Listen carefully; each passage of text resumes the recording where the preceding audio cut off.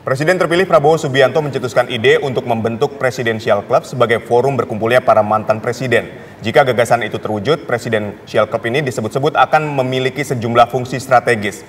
Akan kemanakah arah dari Presidential Club ini?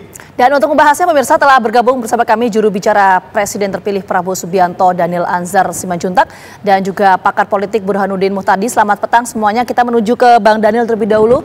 Bang Daniel, pertanyaan pertama kami begini, Bang. Kenapa kemudian ada usulan pembentukan Presidential Club ini di tengah saat ini Pak Prabowo membahas mengenai susunan kabinet?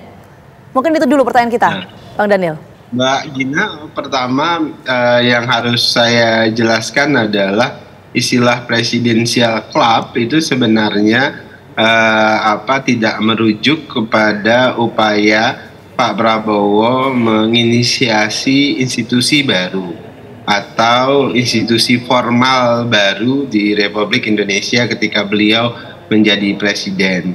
Tapi istilah Presidential Club itu saya sampaikan terkait dengan upaya Pak Prabowo melakukan silaturahim dan menjaga keguyuban antar pemimpin-pemimpin bangsa, terkhusus dengan presiden-presiden sebelum Pak Prabowo. Nah, kan ada dua hal yang menjadi concern Pak Prabowo. Pertama, visi utama Pak Prabowo itu kan keberlanjutan. Nah, keberlanjutan itu bukan sekedar keberlanjutan dari kepemimpinan Presiden ke-7 yakni Jokowi, tapi juga keberlanjutan dari presiden-presiden sebelumnya juga, dalam hal ini Presiden ke-6 Pak SBY, kemudian Presiden ke-5 Ibu Megawati, dan presiden-presiden sebelumnya.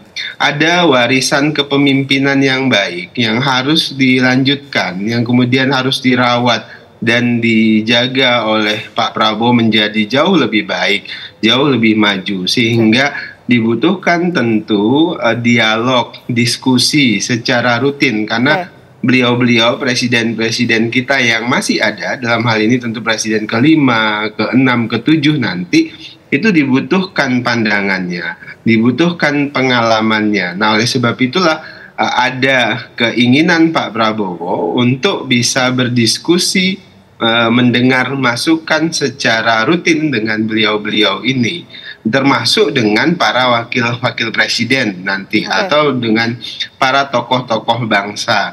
Jadi semangatnya pertama adalah semangat keberlanjutan. Kemudian kedua, kan Pak Prabowo sering sampaikan di depan publik bahwasannya tantangan global kita itu ke depan, 5 tahun ke depan itu dipenuhi ketidakpastian. Sangat dinamis, geopolitik dan geostrategis kita juga dipenuhi dengan ketidakpastian. Ada tantangan ekonomi yang juga tidak mudah 5 tahun ke depan, terutama dalam skala global. Nah, oleh sebab itulah dibutuhkan kekompakan, dibutuhkan keguyuban, dibutuhkan persatuan. Pak Prabowo seringkali menggunakan kata-kata atau kalimat persatuan elit di antara seluruh pemimpin bangsa untuk menghadapi tingkat ketidakpastian, dinamisasi yang sangat tinggi ke depan. Nah, oleh sebab itulah perlu dijalin terus-menerus silaturahim. Nah, kebetulan kemudian saya sempat menggunakan istilah Presidential Club untuk merujuk pertemuan informal yang sering dilakukan oleh pemerintahan atau presiden-presiden di Amerika Serikat. Ya, Bang Daniel, kalau tadi Bang Daniel menyampaikan bahwa ini bukan inisiasi untuk membentuk institusi baru, lantas usulan ini kenapa muncul di tengah adanya upaya Pak Prabowo saat ini tengah menyusun kabinetnya? Ini banyak sekali pertanyaan muncul, apakah ini berkaitan dengan pembagian kue kekuasaan sehingga perlu ada silaturahmi ini, atau seperti apa, Bang Daniel? Semangatnya cuma dua tadi. Semangatnya ini dalam rangka tadi melanjutkan visi keberlanjutan Pak Prabowo, sehingga butuh silaturahim dengan presiden-presiden kita yang ada pada saat ini. Kemudian kedua, semangatnya adalah persatuan.